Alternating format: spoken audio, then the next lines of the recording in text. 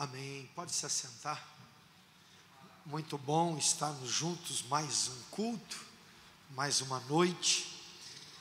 E eu quero parabenizar a apóstola, o apóstolo, pelo trabalho e a gratidão por poder vir aqui mais uma vez pregar e me hospedar lá na casa de vocês. Hoje a apóstola falou: você quer que o pastor Lau te leve em algum lugar para comer? Eu falei: não, eu quero comer aqui mesmo, feijãozinho com arroz, uma comidinha caseira. Esse é o melhor ambiente. E quero parabenizar vocês, viu? O Lau me compartilhou ali que uma ou duas músicas que vocês cantaram aqui é de vocês, inclusive músicas que nós cantamos lá na igreja de Londrina, na Reviver Church, e eu não tinha noção que eu teria essa oportunidade de conhecê-los. E que Deus continue honrando a vida de vocês. E quero parabenizar vocês, inclusive por uma coisa. Nós inauguramos mais uma Reviver numa cidade ao lado de Londrina. E o pastor Luciano, que era o pastor que coordenava o louvor da igreja, ele foi para esta igreja pastorear e fazer um trabalho. E aí nós trouxemos o Lorival Silva, que é um camarada que tem 49 anos. Ele serviu por 13 anos como guitarrista, como back vocal do Marcos Witt, viajou o mundo com ele, e ele veio para Londrina trabalhar conosco. Então hoje ele é o pastor lá de toda a parte de música, de louvor. E uma das coisas que eu pedi para o Lorival foi o seguinte: falei: Lorival, nós precisamos conversar com o louvor da igreja, porque eles estão cantando só adoração, e por mais que o worship tenha o seu valor, para eu que pastoreio há 25 anos, eu estou sentindo falta de uma igreja mais vibrante. E aí eles estão cantando aí esses worship, e parece que tem hora que eles estão lá no céu e nós estamos aqui na terra meio perdido. Aí eu falei: eu quero fazer parte. E é impressionante. E eu não estou fazendo crítica ao movimento do worship, porque ele tem o seu valor e ele é bênção, né? Inclusive vocês cantaram um pouquinho aqui também. Mas eu disse assim para ele: toda igreja que canta músicas, hinos, que bate palma, ela é mais fervorosa, ela celebra mais, ela é mais contagiante. Tomara que o irmão lá não seja o adepto 100% do worship para me dar esse susto aqui agora, né? Então eu quero parabenizar, porque isso que vocês falaram aqui hoje, a igreja que é a Manancial vive isso. Eu vejo que vocês sempre se organizam com músicas desse tipo. E eu estava ali agora, falei: Deus, me dá a oportunidade de, numa hora dessa, levar eles lá em Londrina, para participar lá de uma conferência conosco, de alguma coisa lá em Londrina. Então fica aqui a nossa oração, para que Deus possa preparar a oportunidade e o recurso. Apesar que a passagem aérea hoje, Brasília-Londrina, é barato, e em vista daquilo que a gente vê, hoje você consegue com R$500 ir e voltar. Então Deus vai levantar lá patrocinadores e esteja em oração para que a gente possa. Eu gostei muito, viu? A glória é de Deus. Mas inclusive tem um texto que diz assim, que Deus olha para o coração, e o homem olha para quê? Para a aparência. Só que a gente sempre pensou esse texto, quando diz aparência, a gente pensou de uma forma negativa. E eu sempre pensei esse texto da seguinte forma: Deus olha para o coração, mas nós não pregamos e não cantamos apenas nessa esfera. Nós lidamos com gente, e gente olha para a aparência. E quando aquilo que fazemos é bem feito, as pessoas têm a tendência de abrir o coração, para que Deus faça uma obra linda. Então nós não podemos ficar apenas, o importante é o coração. Não, aquilo que é bem feito exalta o nome do Senhor. Aquilo que é feito com excelência, com qualidade, tributa e glorifica o nome de Jesus. Então, parabéns. E daqui a pouquinho nós vamos estar cantando mais alguma coisa aqui, para a gente chamar esse povo aqui para frente e ministrá-los. Pegue a sua Bíblia, Eu quero ler dois textos. O primeiro está em Gênesis 49, versículo 14. Gênesis 49, 14. Diz assim, ó: Issacar é jumento de fortes ossos, deitado entre dois fardos.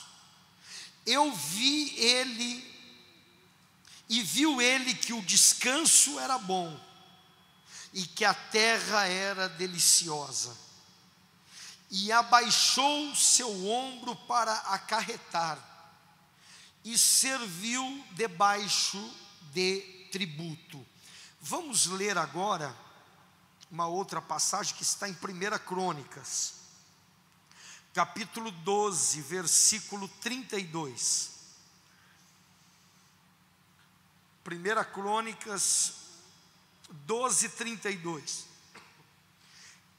E dos filhos de Issacar, conhecedores da época, para saberem o que Israel deveria fazer, 200 chefes, e todos os seus irmãos, sobre suas ordens. Então vamos lá. Não precisa orar novamente, porque a irmã que me apresentou já fez uma linda oração. Vamos pregar. Quero falar um pouquinho sobre Issacar, mas antes de tratar sobre Issacar, um dos filhos de Jacó, eu quero desenvolver o seguinte conceito com vocês, que inclusive isso pode ajudar a gente entender talvez um pouquinho do que o Thales Roberto talvez tentou expressar, e em partes foi infeliz, mas em partes foi mal interpretado, quando ele disse que ele era acima da média. Essa palavra, ser acima da média, é muito pesado, porque talvez esse foi o coração dele. Eu falo talvez porque eu não o conheço no sentido de um relacionamento mais profundo. Conheci ele um pouquinho em Maringá, um dia ele fazendo louvor, antes da fama, antes de se tornar uma referência, de se destacar. Preguei depois que ele fez louvor, mas nunca tive acesso ao coração dele, então não tenho direito de julgá-lo. Mas na interpretação geral ficou ruim, porque o que pareceu é que ele trouxe muito na questão do ser maior do que o outro. Tem até uma carta de Paulo aos Colossenses, que em um dos momentos ele vai dizer que quando nós nos deparamos com o outro, nós devemos considerar ele superior a nós mesmos. Então isso fica pesado, porque deu a ideia de soberba, de altivez. Mas vamos pensar ser acima da média, não no sentido de um ser melhor do que o outro, porque a Bíblia vai dizer que Deus não faz acepção de pessoas, e a bem da verdade é que não tem ninguém melhor do que ninguém. Mas por que alguns chegam e outros não? Por que alguns se destacam e outros não? Por que alguns experimentam níveis maiores e outros não? O que nós podemos compreender com tudo isso? Se não tem ninguém melhor do que ninguém, eu tenho uma convicção. E por que eu estou tocando nesse assunto que envolve o Thales Roberto? Porque antes de eu imaginar que eu seria um pregador ou pastorearia uma igreja e seria um plantador de novas igrejas, quando ainda eu atuava como atleta profissional de futebol, eu sempre pensei: eu não posso ser produto do meio, eu não posso ser mais um no meio da multidão. E isso veio muito forte porque a minha avó, nos meus 12, 13 anos, ela olhava para mim e dizia assim: você é produto do meio, Ricardo. E ela dizia assim: você é um ordinário. E essa expressão, de forma pejorativa, ela dói, porque isso é pesado, mas quando a gente pensa em ser produto do meio, essa é a verdade da interpretação, é ser ordinário. Lembra quando o pastor, ou um patrão, ou uma autoridade convoca uma reunião ordinária, quer dizer, corriqueira, é o dia a dia, é aquilo que precisa já ser conversado. Agora, quando se fala de coisas extraordinárias, aí já tem uma convocação solene. Quando nós falamos de pessoas extraordinárias, não nesse campo de ser melhor do que o outro, mas na questão comportamental, e a psicologia vai falar muito bem sobre isso, então aí nós começamos a compreender por que alguns se destacam, por que alguns chegam, por que alguns tornam um ano que poderia ser tão difícil, um ano tão poderoso. E a vida de Issacar está inserido nesse entendimento de ser acima da média. Aquilo que Issacar vai gerar está dentro deste entendimento, de não ser mais um. Pensa comigo, irmãos, se ele tivesse pego aquilo que o pai falou a respeito dele: olha, você não passa de um burro de carga. E ele tivesse pensado assim: o queridinho é José, ele é o filho predileto, não tem filho predileto, não tem ninguém melhor do que ninguém.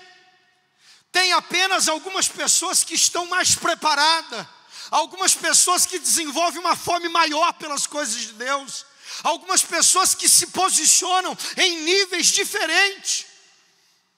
E você hoje precisa entender isso, porque senão 2022 vai ser mais um ano.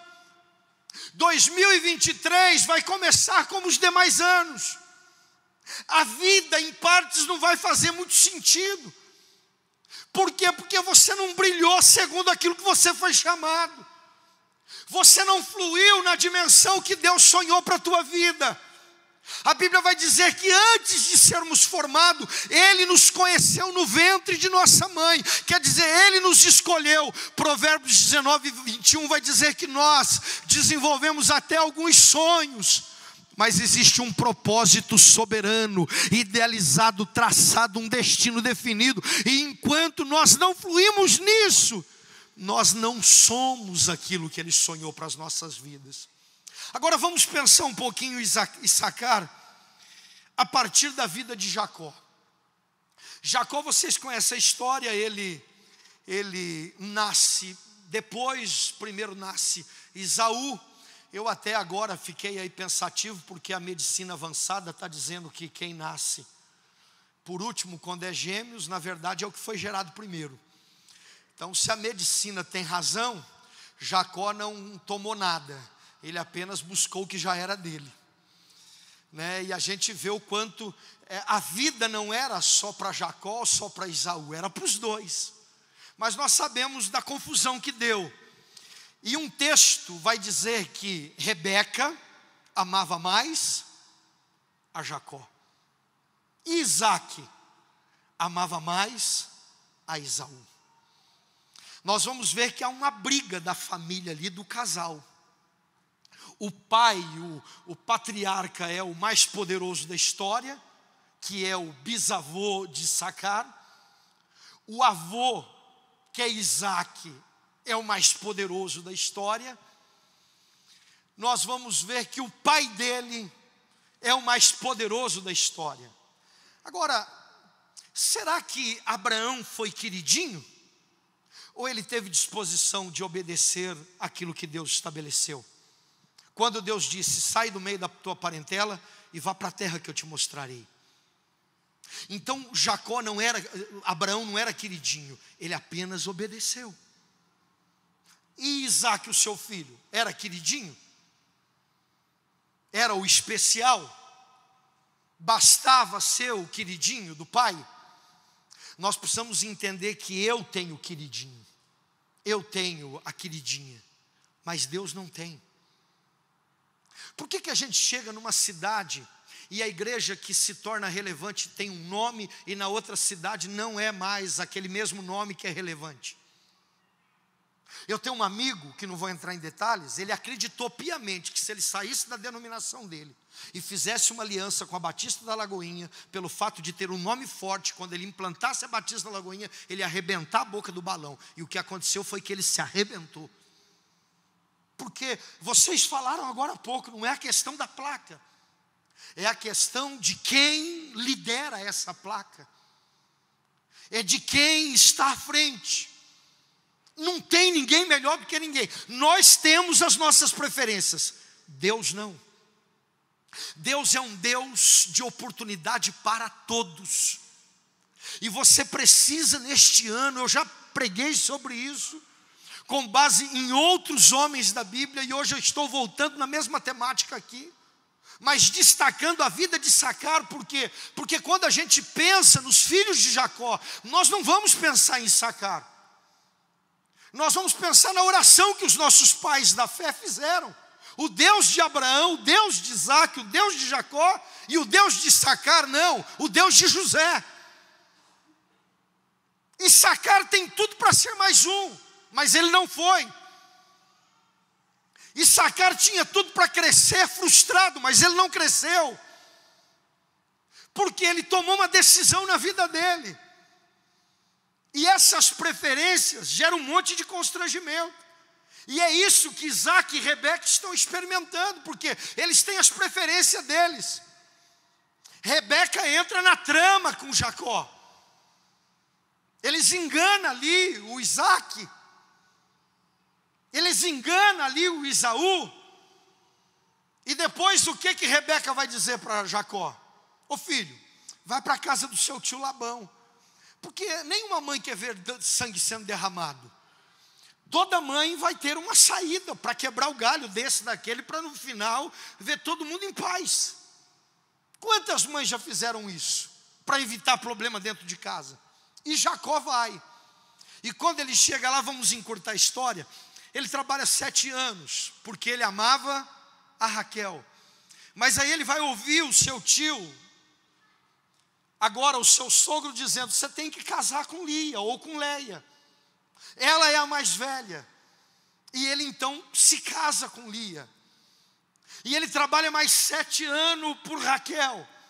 Vamos encurtar mais a história. Ele sai de lá milionário. O homem mais poderoso da história. E ele tem um grande sonho na vida dele. Qual é o grande sonho? Lembra quando ele está fugindo e ele tira uma soneca lá em Betel?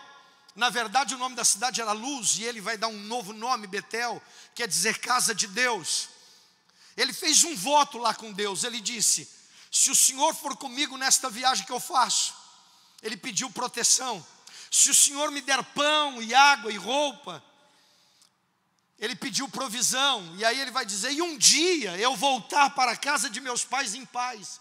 Ele vai falar do grande sonho, porque ele sabe que nem um sucesso vai justificar o fracasso no meio da própria família. Jacó tem um pouquinho de esclarecimento nessa questão de uma família ajustada, e ele tem esse grande sonho. Então ele sai da casa do seu tio milionário, bem sucedido. Por que ele foi bem sucedido? Porque ele não fez apenas pedidos. Ele pediu proteção, ele pediu provisão, ele pediu restituição. Sim, mas ele fez 3 votos. O Senhor será o meu Deus, estarei na tua casa todos os dias, e de tudo que o Senhor colocar na minha mão, certamente eu te darei o dízimo. Ele se torna tudo que Deus tinha para a vida dele. Agora ele está voltando, porque ele tem um sonho: voltar para a casa de seu pai, reencontrar sua família. Só que agora ele tem 2 esposas. E o que me chama a atenção, pastora, é que quando Jacó está para morrer, ele pede para ser enterrado do lado de Lia. Ele não quer ser enterrado do lado de Raquel.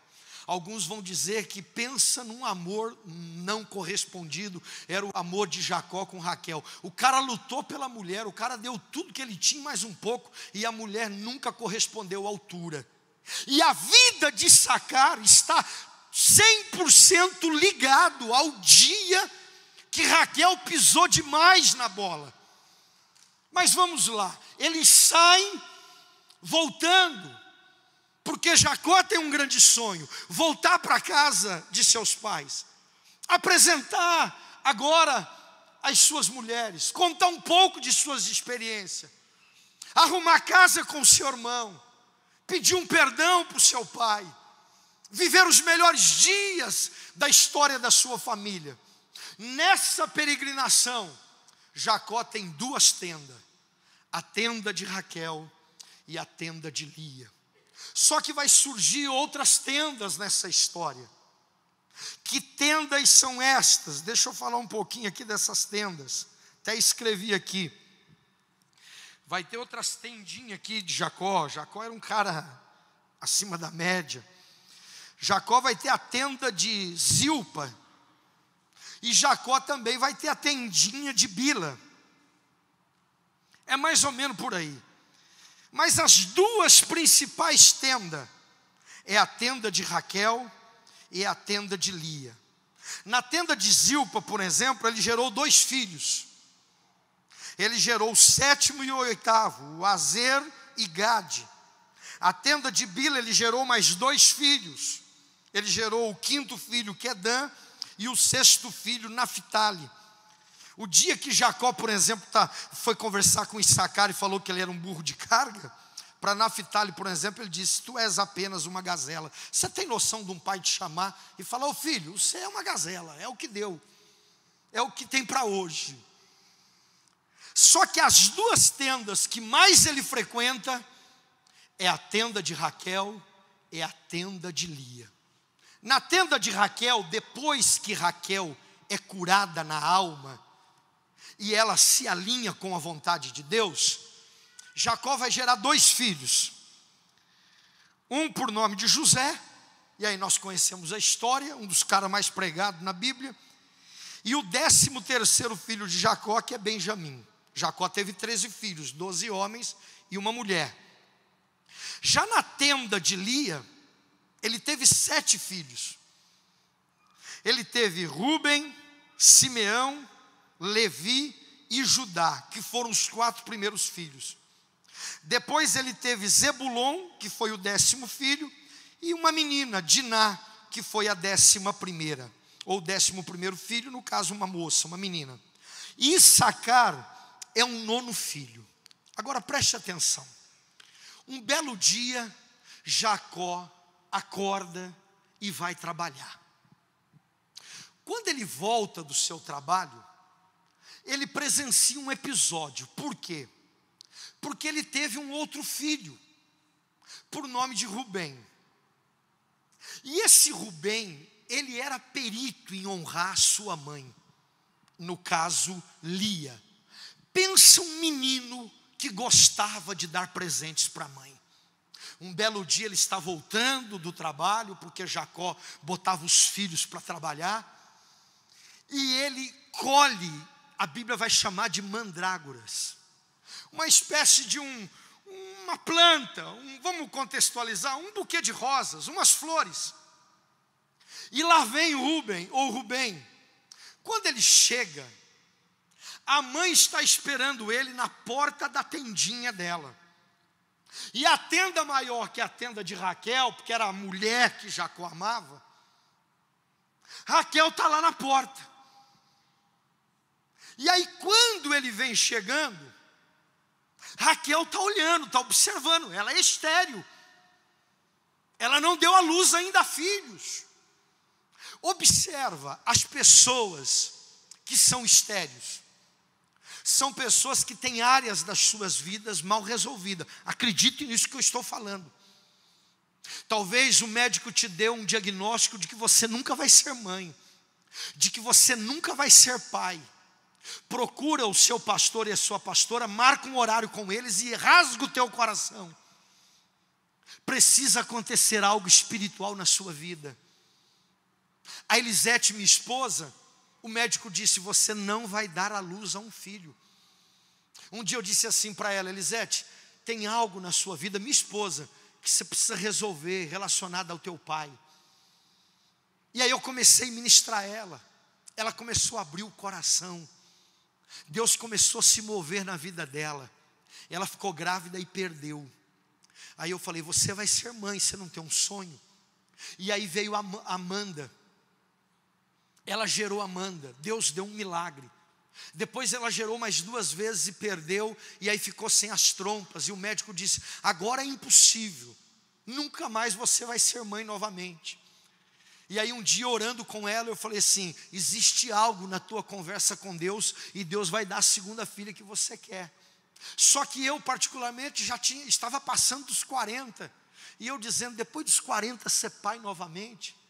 E aí com 42 para 43 eu fui pai novamente. Observa a vida de Ana. Eu sei que Ana foi um dos maiores exemplos de uma oração perseverante. Ela orou por 24 anos para gerar um filho. Por que demorou? Porque Deus estava provando? Porque tinha um tempo determinado? Ou porque ela tinha uma competição desesperadora com Penina? Essa era a confusão no coração de Ana. Quando Ana muda a oração, algo vai acontecer. Porque aquela mulher que pede apenas um filho, depois de 24 anos, ela vai falar de algo sobre esse filho. Ela deixa a Penina de lado e vai dizer: se o Senhor me der um filho, eu te darei como profeta às nações. Por isso que a Bíblia vai dizer: pedis e não recebeis, porque pedis mal. Agora olha a vida de Raquel. Enquanto ela ficou nessa competição com Lia, enquanto ela não definiu e não alinhou a vida dela, nada aconteceu. Então Deus não tem queridinho. A vida é para todos, a oportunidade é para todos. Todas as vezes que nós vamos para o Velho e para o Novo Testamento, você nunca vai ver uma mensagem exclusivista, segmentada. Infelizmente a própria igreja quis segmentar algumas coisas. É por isso, meus irmãos, vocês da música, é por isso, entenda isso que o Espírito Santo está falando nessa geração. Tem um grupinho só tocando worship, tem um grupinho só cantando as músicas da arca, as músicas do como é que é o nome do livrinho lá, da harpa. Eu falei da arca, né? Tem alguns que só querem aquelas músicas intermediárias. E aonde está o segredo?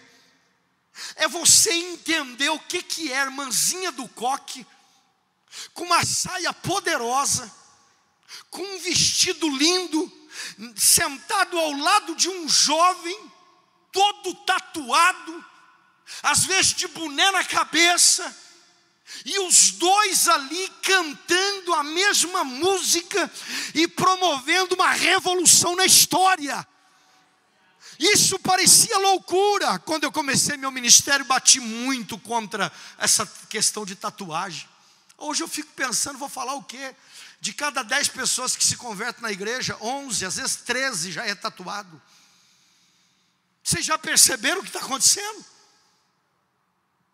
E aí nós precisamos, e eu daqui a pouco vou falar sobre isso, porque Issacar era um homem que entendia o tempo. E aqui tem uma chave para 2022. E aí quem está entendendo essa música, esta mensagem que não é segmentada, mas é um leque aberto, essas igrejas estão crescendo, esses pastores, esses ministérios estão avançando, porque eles estão conseguindo pregar, cantar, falar para todos, do mais novo ao mais velho, do crentão já cheio do Espírito Santo, do reteté, com aquele que é neófito, que às vezes não leu nem o capítulo 1 de Gênesis ainda. Pessoas diferentes. E aí o Rubem está chegando com aquele buquê de rosa, e lá sai Raquel na porta da tenda e diz assim: ô Lia, se você me der esse buquê para mim, quando o Jacó chegar do serviço, eu deixo você dormir com ele. Ela trocou uma noite de intimidade com o marido, e aí aquela mensagem que a senhora pregou aqui ontem um pouquinho no altar: queira a presença, porque quem quer a presença recebe presente. Quem só quer presente se perde e não experimenta a presença. Por causa de coisas e por causa de presentes, nós vamos ver Raquel retardando o processo na vida dela. Então Deus amava muito Raquel, mas ela se tornou perita em retardar o processo. Diga aí para o teu irmão: Pare de retardar o processo. Diga para o teu irmão: você é o grande responsável para viver a maior aceleração dos seus dias. Ontem eu preguei sobre Josias. Com apenas 8 anos ele começou a reinar, e com 16 anos ele tomou uma decisão que reinaugurou o templo, reinaugurou o culto e fez uma obra poderosa, um dos maiores líderes que já pisou nessa terra. Quanto mais cedo a gente se descobre, mais rápido nós chegamos aonde Deus sonhou. Só que aí a Lia pegou o buquezinho de mandrágora, deu para Raquelzinha. A Raquelzinha entrou na tenda dela, ficou cheirando lá as plantinhas dela, e lá está vindo o Jacó. E o Jacó chega, e a notícia é comunicada a ele: ó, quem vai dormir com você hoje sou eu. Porque a Raquelzinha lá, ela mandou você para cá hoje. Ela está lá com a plantinha dela, com a violeta dela, e eu estou aqui com você. Irmão, irmã, uma bolsa da Vitor Hugo, da Guess, é poderosa, mas um homem cheio do Espírito Santo dentro da tua tenda é muito melhor. Não tem nada melhor. Não tem nada melhor do que a gente entender o que é os princípios, os valores maiores, a essência de tudo. E lá vai Lia, faceira, dormiu com o Jacózão. E o Jacó, irmãos, desculpa o termo, o cara tinha uma pegada violenta. Porque o cara tinha tenda que não acabava mais. Você casou agora, viu, Lau? Se dê por satisfeito, só com uma tendinha tá bom demais. Não precisa, viu, pastor Watson? Eu gosto demais de você.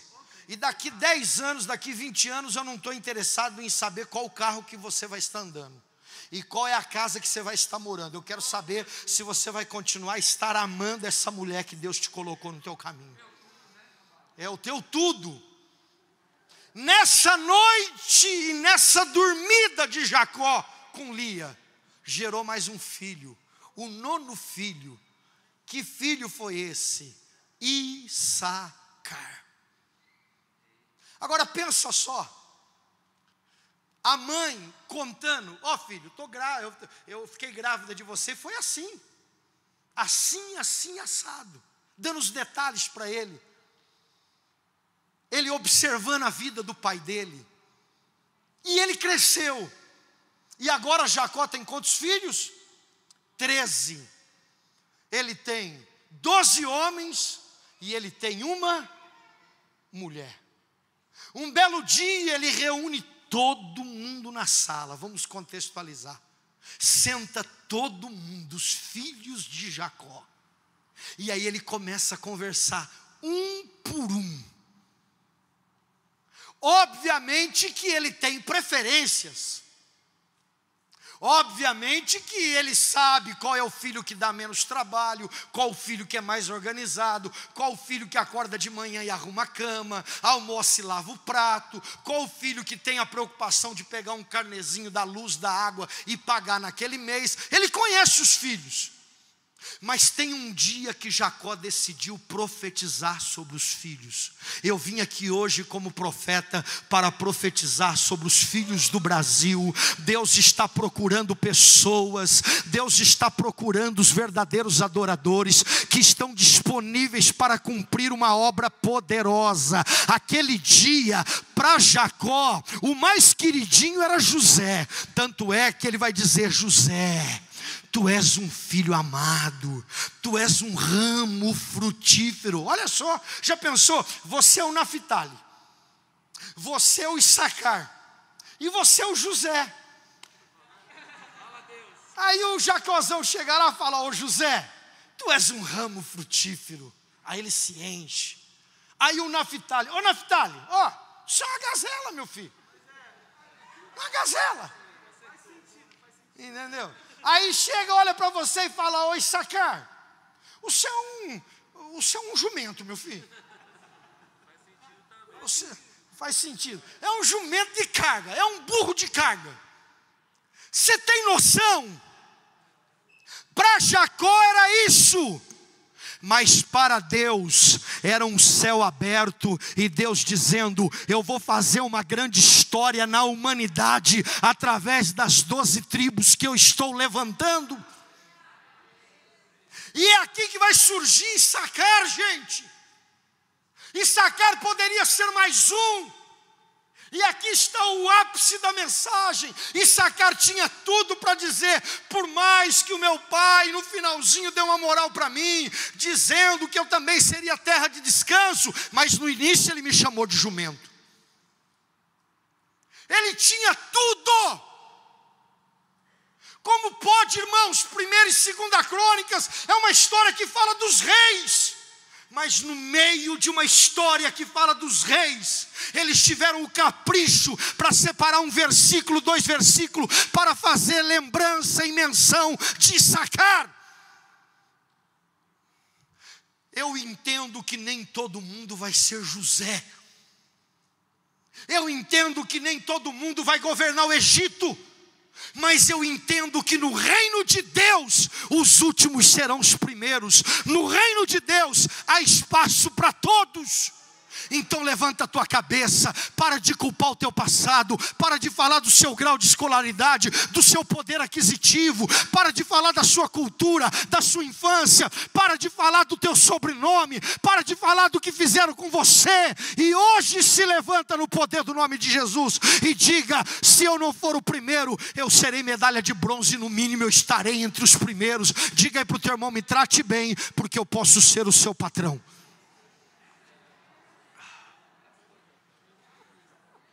A questão é que nós estamos lidando com uma geração muito doente, muito mimada, muito coitada. Um povo que quer que a gente tenha dó deles. Esses dias lá na igreja eu cheguei, eu vi que do pessoal do louvor que estava na escala daquele dia, tinha um que estava borocochô. E aí eu fiquei olhando para ele. Aí cantaram, fizeram louvor. Quando acabou o culto, eu vou para a porta, geralmente despedir do povo, mas eu queria falar com ele.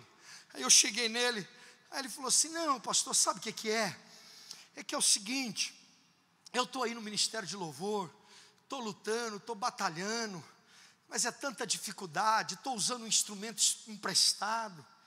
Aí hoje eu cheguei, e o menino do baixo ali, poxa, o cara comprou um baixo aí que arrasou, e eu estou com esse violãozinho meu aqui emprestado, só Jesus na causa. E ele começou. Aí ele começou, eu falei: filho, se você falar mais uns 5 minutos, eu vou ficar depressivo junto com você. Eu falei: no nome de Jesus, olha aqui nos olhos do teu pastor. Aquele violão não é velhinho, não é do diabo. Você não é o pobrezinho. Você precisa entender que é um momento, é um tempo, é uma fase. Algo vai acontecer. Aí ele disse assim: então, pastor, eu até tento olhar, mas está difícil de eu enxergar o meu milagre. Escuta isso aqui. Aí eu falei para ele: eu quero liberar algumas palavras sobre o teu coração. E eu comecei a citar versículos da Bíblia. E eu comecei a falar. Ele foi chorando, foi chorando. Nisso chega um senhor do lado. E o senhor esperando eu falar com ele, porque ele queria falar comigo. Aí vai daqui, vai dali. Aí eu falei para ele: beleza, levanta a tua cabeça, vá para a tua casa, porque uma grande porta vai se abrir. Aí chega aquele irmão e ele começa: pastor, sou novo aqui, eu vim de outro estado do Brasil para Londrina, eu vim trabalhar aqui. E aí o Davi Silva, que é amigo do senhor, que ministra louvor, indicou o senhor para mim vir congregar aqui. Estou me apresentando no Arraial. E aí eu falei assim: e você trabalha com o quê? Ele falou: pastor, na verdade é o seguinte, eu fabrico violão. Só que não é os violão que o senhor acha na loja, é o violão que todo músico quer. E ele abriu o Instagram dele e começou a mostrar. Aí eu peguei e liguei para o Davi. Eu falei: Davi, esse irmão? Ih, Ricardo, esse irmão é uma benção. Eu venho morar em Londrina, está acontecendo isso e aquilo. Eu falei: irmão, você é resposta da minha oração. Ele falou: inclusive, pastor, todo lugar que eu vou servir, eu quero doar um instrumento. Eu falei: eu já tenho a pessoa que precisa desse instrumento. Diga aí para o teu irmão: levanta a tua cabeça, porque uma porta vai se abrir. Ainda dá tempo. Satanás, que é o velho xarope destruído, nós estamos no momento certo. Esta é a hora. Pastor, estou tão feinha com essa roupa. Deus vai preparar alguém que vai te dar um vestido lindo. Acorda, levanta a tua cabeça, amplia os teus limites, olha onde você ainda não olhou. Algo vai acontecer. Issacar vai viver a vida dele, irmãos. Eu não tenho aqui tempo para falar muita coisa, mas eu quero destacar algumas coisas. A palavra Issacar significa acordo. Por que acordo? Porque foi o acordo que Raquel tinha feito com Lia. Lia dorme com Jacó. Então, quando gerou esse filho, então o nome Issacar, acordo, foi o nome que deram para ele. A tribo de Issacar. O que esse povo gerou, irmãos? O texto vai falar que eles tinham 200 homens que trabalhavam para eles. O Sebrae agora deu uma nota que toda empresa que tem 200 funcionários, bem administrada, o dono da empresa vai colocar no mínimo 100 mil no bolso todos os meses de retirada. Você acredita nisso? Você acredita 200 pessoas trabalhando com você e vendendo cupuaçu? Você sabia que o cupuaçu que você vende é o melhor do Brasil? É o melhor cupuaçu que eu já comi na minha vida. E olha que eu morei no Belém 2 anos, porque eu joguei no Paysandu, 95 e 96. Você tem noção do produto que você tem na mão? Ainda mais agora com esse cabelo preto, que você saiu daquelas cores, né? Tá pretinho agora. Você tem noção? Diga aí para o teu irmão: tudo já está pronto. E tudo que você precisa está dentro de você. Tudo. Chegou a nossa hora, irmãos. Chegou o nosso tempo. Eu já contei para vocês, nós saímos de um prédio e fomos para o outro. Para ir para esse outro prédio, a apóstola pregou lá. Poxa, nós pagávamos 9 mil de aluguel e paga 30. Aí eu fui lá na frente do prédio e falei: Deus, para pagar 30, eu só preciso de 6 desviados, que ganha 50 mil por mês, se reconciliando na igreja. Eu falei: 6 desviados se reconciliando na igreja, que ganha 50 mil, vai ser 5 mil de dízimo de cada um. E hoje é impressionante, irmãos, esse prédio, ele gerou 6 pessoas, de quando nós chegamos lá, que o dízimo mensal dessas pessoas é acima de 5 mil reais. Apenas 6 pessoas, uma porta, uma oportunidade, apenas uma oportunidade. Lembra da entrevista do Medina? Medina, você não ganhou nada. Ele disse: eu só preciso de uma onda, e eu vou colocar 3 milhões de dólares no bolso. Uma onda, 30 segundos. É mais rápido do que você possa imaginar. É mais rápido do que você possa imaginar. Você precisa sair daqui hoje grávido disso que eu estou pregando. No mínimo, a minha história é a história de Issacar. Posso ser um José, mas isso é o mínimo que Deus tem para a minha vida. Não aceite nada menos do que foi sonhado para você. Vocês já pararam para pensar? Quantas pessoas como eu, que canta a música de vocês e não conhece vocês? Eu descobri uma coisa, e isso eu aprendi muito com Nani Azevedo. O cara ficou em Foz do Iguaçu, morando lá, e não foi pouco não. E eu me lembro que ele corria o Paraná, cantando e tocando, para 50, para 30, para 80. Ele tinha um trabalho à parte, tinha época que ele saía cumprir uma agenda, ele tinha que pagar para viajar. Um belo dia, teve uma conferência do pastor Silas Malafaia lá em Foz do Iguaçu. E pediram para o Silas dar uma oportunidade para ele cantar uma música.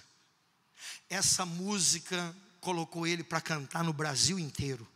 E agora ele gravou uma música que diz assim: a fila anda e chega a minha vez.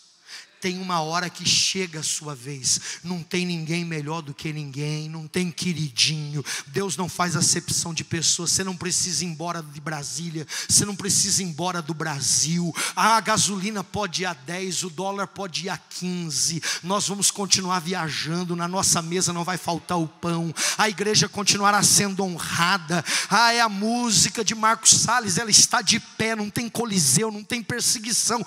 Nada vai nos parar. Essa pandemia não veio para nos provar, não. É apenas um tempo que nós estamos vivendo para vivermos o maior avivamento da história da igreja. Esta é a hora, este é o momento. Chegou a hora do Brasil saber quem é vocês. Chegou a hora do Brasil saber que tipo de música que vocês estão cantando. Chegou a hora de vocês aqui da Manancial começar a escrever, começar a compor. Chegou a hora, pastores, de pregarmos mensagens inéditas. Chegou a hora de nós criarmos produtos que o mundo ainda não conhece. Chegou a hora de ganhar dinheiro como nunca ganhou, de comer como nunca comeu, de passear como nunca passeou. Semana passada um irmão falou assim: ô pastor, o senhor foi para Gramado com a pastora? Eu falei: fiquei lá 2, 3 dias, preguei em Porto Alegre e desci lá.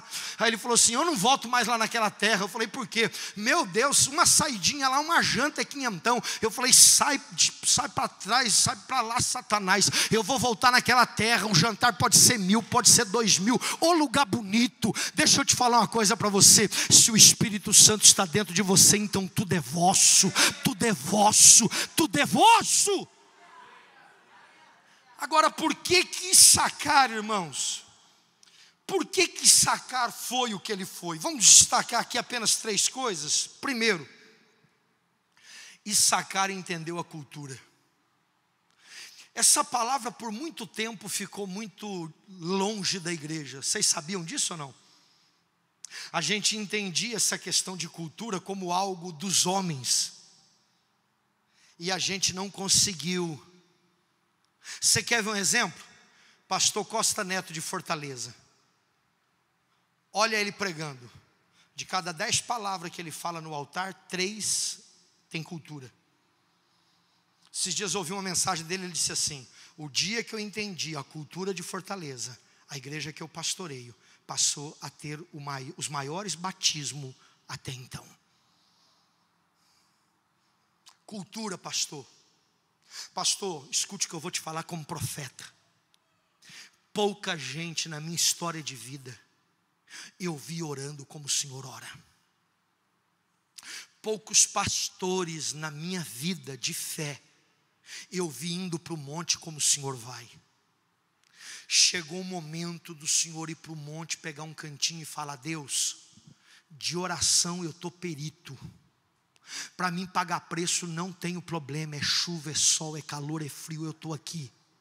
Mas agora eu quero que o Senhor converse comigo sobre cultura. Eu quero descer do monte entendendo que cidade que eu fui chamado para ser pastor. Abra o teu leque, apóstolo. Abra o teu leque, reverendo. Deixa eu falar uma coisa para o senhor. Nem eu nem o senhor temos estudos teológicos tão aprofundados. Nós nascemos e surgimos do nada para o ministério. Pregamos o fumo e o vortemo, mas Deus nos escolheu. Deus está querendo falar de coisas que Ele poderia falar só a doutor. Ele quer falar a alguns corações humildes. Essa é a hora, reverendo. Essa é a hora, apóstolo. Essa é a hora, homem de Deus, de você conversar com Deus, não apenas do jejum e da oração, mas dizer: revela a cidade que eu estou pastoreando. Issacar se tornou perito na cultura. Qual é a música que vamos cantar daqui 10 anos? Qual é a música que vai estar ligado ao que vai acontecer na próxima geração? O que está acontecendo com o mundo? Qual é o toque? Qual é o ritmo? Qual é a letra? Qual é a cultura? Deixa eu te falar uma coisa, na tua empresa, no teu negócio, você já entendeu qual é a cultura do teu negócio? Você já parou para pensar qual que é a cultura do açaí e do cupuaçu? Você já começou a entender melhor o lugar que você está inserido? A população que nós estamos lidando? Eu fiz um estudo sobre Londrina. E eu descobri que as igrejas que mais fecharam as portas na história da igreja em Londrina foram igrejas que trabalharam com uma visão altamente mística. Corredor de sal grosso, cruz iluminada para tocar e receber o milagre, lenço ungido para a prosperidade. Só que aí, olha só, tem uma cidade no Paraná chamada Paranaguá. É a maior per capita do sul do Brasil por causa do porto. Agora olha que interessante. Lá você diz assim para os irmãos: ó, domingo eu vou fazer um corredor para vocês passarem. Não tem onde colocar agenda dentro da igreja. Pastor, o que o senhor está querendo dizer com isso? Que quando eu entendi que em Londrina, uma mensagem inteligente, bem pregada e cheia do Espírito Santo, uma música cantada, um louvor inteligente, cheio do Espírito Santo, e um ambiente agradável, que inclusive prestigia as crianças e os adolescentes, eu percebi que eu estava no caminho certo. Então eu peguei 2 anos da nossa igreja e eu comecei a canalizar o dinheiro para nós inaugurarmos a igreja da criança, fazer um parque para eles, fazer um lanche para eles. Aí descobrimos, poxa, o povo chega muito atrasado aqui na Reviver para o culto. Às vezes estamos cantando a 3ª música e tem gente chegando. Às vezes estamos começando a mensagem e tem gente chegando. Eu preciso trazer os pais para a igreja na hora da abertura do culto. Aí criamos, olha, o parquinho, os brinquedos, abre meia hora antes de começar o culto e fecha 5 minutos depois que começa o culto. Então o culto começa 10, começa meio-dia, começa 19 horas, começa 5 horas da tarde. Então o que acontece? Meia hora antes tem o parquinho. Começou o culto, 5 minutos fecha o parquinho. Aí começa o culto deles. E aí as crianças vão dizendo assim para o pai: ó, eu só posso brincar no parquinho se eu chegar meia hora antes. Aí o pai está chegando cedo. Agora a gente chega lá, criançada foi para o parquinho, e os pais, tudo sentadinho, orando. Aí tivemos que conversar com o louvor da igreja. Por quê? Porque nós descobrimos que alguns irmãos não gostavam de chegar mais cedo na igreja, porque tinha ensaio antes do culto começar, aquela barulheira de instrumento, e passando som, e gente brigando por causa de música, e um músico chateado com o outro, e o mesário da mesa, e o cara que cuida da mesa já meio perturbado. E aí os irmãos assistindo tudo, antes de começar o culto. E aí eu descobri uma coisa, irmãos. Uma irmãzinha chegou em mim com o coquinho dela, uma vozinha, falou: reverendo, eu ganhei essa mulher para Jesus, eu tinha 21 anos, em 1998, ela serve até hoje comigo. Ela chegou em mim: ô reverendo, o louvor da igreja está perdendo a graça. Falei: perdendo a graça? Eu nunca tinha ouvido isso. O louvor da igreja está perdendo a graça. Ela falou: é que a gente já ouve as músicas antes de cantar. Eles cantam no ensaio, eu ouço, porque eu chego mais cedo para dobrar o meu joelho, porque eu sou da intercessão. E na hora do culto canta mesmo. Então está repetindo demais, eu já cansei. Entendeu? Está perdendo a graça. Irmãos, não tem igreja nenhuma melhor do que a outra, não tem nenhuma placa mais poderosa do que a outra, apenas tem pastores e líderes que entenderam a cultura, que compreenderam o momento, o lugar, o povo, as famílias, a visão. O lugar que eu estou, o Lau conheceu. É difícil fazer projeto social no lugar que eu estou, é um lugar nobre. E aí nós tivemos algumas tentativas, não fluiu. Então eu peguei as unidades de periferia que nós temos da Reviver, e aí uma parte nós investimos lá. Lá eu trago pessoas. Você quer ver um exemplo? Eu mandar gente evangelizar na onde eu estou pastoreando, entregando panfleto escrito Jesus te ama. Ninguém nem sai na porta para receber. Agora eu fui pastor em Cambé 10 anos. Eu fazia evangelismo com panfleto. Tinha um versículo bíblico: vinde a mim, vós que estáis cansados e sobrecarregados, e eu vos aliviarei. E aí nós fazíamos uma cruz bonita, que eu fazia uns trabalhos de libertação, de quebra de maldição na época, forte, pulava igual pipoca. Pensa, se tinha 30 no culto, 38 manifestava demônio. Era uma fase minha do meu ministério. Depois eu comecei a descobrir que enquanto eu ficasse cantando corinho para cutucar o bicho, ia ficar manifestando demônio. Depois que eu entendi que se eu oferecesse culto para o Rei da Glória, então Deus habita no meio dos louvores, e aonde Deus está, o mal não pode ficar. Então um ambiente de glória, a gente não precisa nem expulsar, porque eles têm que pegar a bagagem deles e tem que bater em retirada, porque o ambiente é para a glória do Todo-Poderoso. Me lembro que eu fui entregar um panfleto, Lau, e o menino me conhecia da escola, o Gersinho sentado fumando maconha. Aí entreguei o panfleto para ele, falei: ô Gersinho, vamos para a igreja. Ele falou: que crente, coisa nenhuma, Ricardinho. Aí ele pegou o panfleto e falou assim: eu vou enrolar uma maconha aqui nesse panfleto, e eu vou fumar um baseado no panfleto de Jesus. E ainda olhou para mim e falou assim: aleluia. Eu falei para ele: no nome de Jesus, é o último baseado que você fuma. E foi dito e feito, irmãos. Ricardo, o que está acontecendo? Eu amanheço vomitando, não consigo mais colocar maconha na boca. Foi o panfleto que você fumou. Você fumou Jesus naquele dia. Você achou que era maconha, mas você chapou o coco de Jesus. Jesus entrou dentro de você, meu chapa. Entrou cruz, entrou tudo dentro de você. Nós precisamos entender para quem nós estamos pregando. Nós precisamos entender qual que é o produto que nós estamos vendendo. O que está acontecendo? Agora há pouco a pastora, a senhora vende umas roupas, né? Ela publicou, eu não sei que mistério é esse. Ela publicou uns vestidos. A Elisete, de vez está orando e jejuando, ela mexendo no Instagram, viu tua postagem. E aí ela mandou 3 fotos para mim. Eu pensei que eram umas fotos sensual, porque eu chego de madrugada, né? Falei: ela tá dando lancinho pro varão que vai voltar. Quando eu vejo só vestido aparecendo, só vestido. Ela falou assim: amor, qualquer um desses 3 que você trouxer de presente, eu estou feliz da vida. Agora deixa eu falar uma coisa para você. Essa é a cultura da Elisete. Sabe qual foi os piores dias do meu casamento? Foi quando eu levei um buquê de rosa para ela. Ela pegou o buquê, fez assim para mim, deixou do lado. Nenhuma água ela jogou lá. Murcha. Agora leva um presente para ela, pastora. Meu Deus, não tem mais dor de cabeça, não tem mais estresse. Ela fica sarada, curada, poderosa, ponto de bala, pronto para o que der e vier. Você tocou, ela fala: eis-me aqui, meu servo.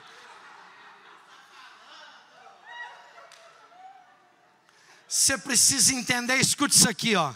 Teu casamento poderia estar muito melhor se você entendesse a cultura da mulher que você casou, a cultura do homem que você casou. Você precisa entender a cultura dos seus pastores, você precisa entender a cultura de Brasília. Essa é a terra que Deus levantou para você viver os melhores dias da sua história. Número 2, estou terminando. Sabe o que aconteceu com Issacar? Ele foi um homem que aprendeu a aproveitar oportunidades. Eu posso estar aqui hoje e através desse culto que eu achei que eu só vim pregar para vocês, Deus está abrindo outras portas, Deus está fazendo outras obras. Nós precisamos entender as oportunidades que estão vindo. Você tem noção que antes de Jesus voltar, a igreja vai viver o maior avivamento da história? Você tem noção do que o Espírito Santo quer falar? O que Ele quer que pregue? O que Ele quer que cante? O que Ele vai fazer? As oportunidades que vão vir? O mundo dos negócios. Tem gente que ficou rica com a pandemia. Tem gente que empobreceu. E não foi por causa da crise, foi por causa da mentalidade. Foi por não entender o momento e a época que nós estamos vivendo. E para terminar, Issacar, ele foi um estrategista. Ele aprendeu a desenvolver as suas estratégias de trabalho. Nós teremos 12 meses, agora 11 meses pela frente. Se pensarmos que o próximo projetando vai ser janeiro do ano que vem, final de janeiro novamente, então nós temos 12 meses pela frente até o próximo janeiro. Qual é a sua estratégia? Qual é o seu projeto? A curto, a médio e a longo prazo. Ô Lau, é você que vai definir se você vai pagar aluguel até os teus 50 anos de idade, ou se dentro de 3 anos você vai ter tua casa própria.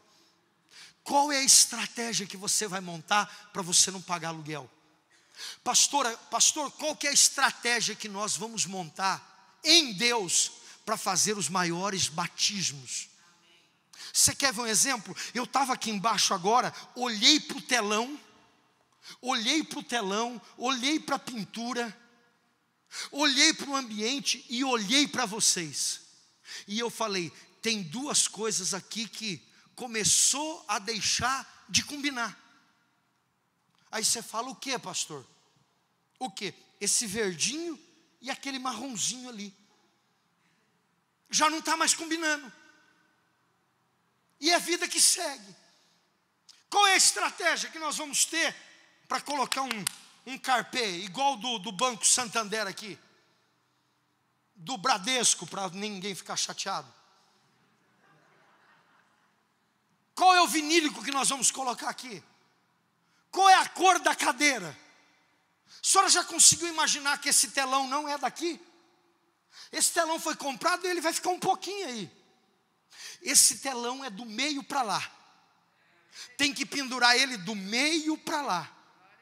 E aqui já é um outro telão. Pastor, e o dinheiro para isso? Está no propósito. Mas e o dinheiro está no propósito? E qual é o nome desse propósito? Boca do peixe. E quem é o peixe? Olha para o teu irmão e diga, é você. Qual é a estratégia? Você tem quantos anos, meu filho? 16. Essa é a hora, meu filho. O menino no Parmeira com 15 anos está valendo 200 milhões. E ninguém tem a certeza se com 25 ele vai romper. Ele vive um momento bom, mas vai depender dele, da cabeça dele, do pai dele, da mãe dele, dos que vão negociar com ele.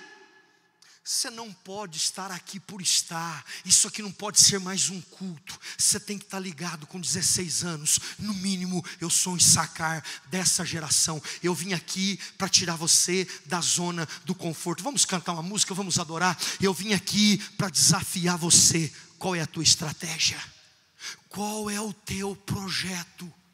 O que Deus está falando com você? Para você não achar que o Issacar era o coach da sua época, porque ele era entendido no tempo, ele tinha uma boa estratégia e ele aprendeu a aproveitar bem as oportunidades, e o mundo coach fala disso.